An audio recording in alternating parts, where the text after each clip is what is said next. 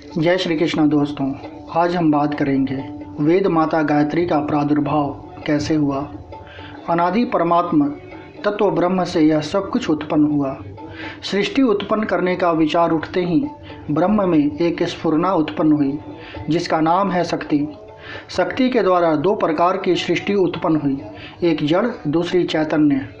जड़ सृष्टि का संचालन करने वाली शक्ति प्रकृति और चैतन्य सृष्टि का संचालन करने वाली शक्ति का नाम सावित्री है।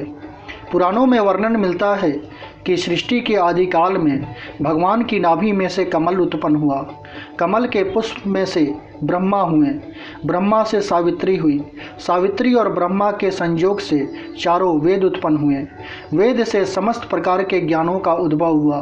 तदंतर ब्रह्मा जी ने पंच भौतिक सृष्टि की रचना की।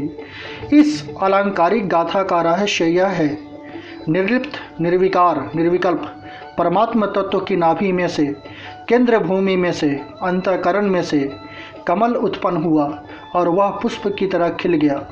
श्रुति ने कहा है कि सृष्टि के आरंभ में परमात्मा की इच्छा हुई, एको हम बहुश्याम, मैं एक से बहुत हो जाऊं। यह उसकी इच्छा स्फुरना नाभि देश में से निकलकर स्फुटित हुई, अर्थात कमल की लतिका उत्पन्न हुई और उसकी कली खिल गई।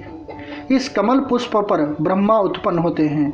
यह ब्रह्मा सृष्टि निर्माण की त्रिदेव शक्ति का प्रथम अंश है।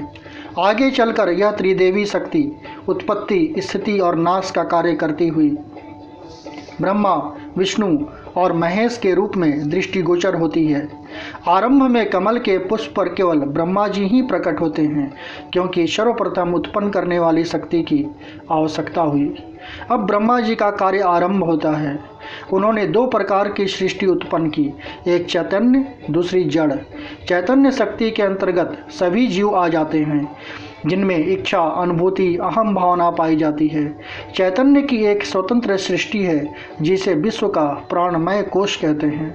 निखिल विश्व में एक चैतन्य तत्व भरा हुआ है जिसे प्राण नाम से पुकारा जाता है।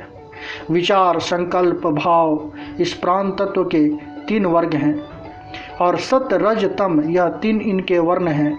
इन्हीं तत्वों को लेकर आत्माओं के स्थूल, सूक्ष्म और कारण शरीर बनते हैं।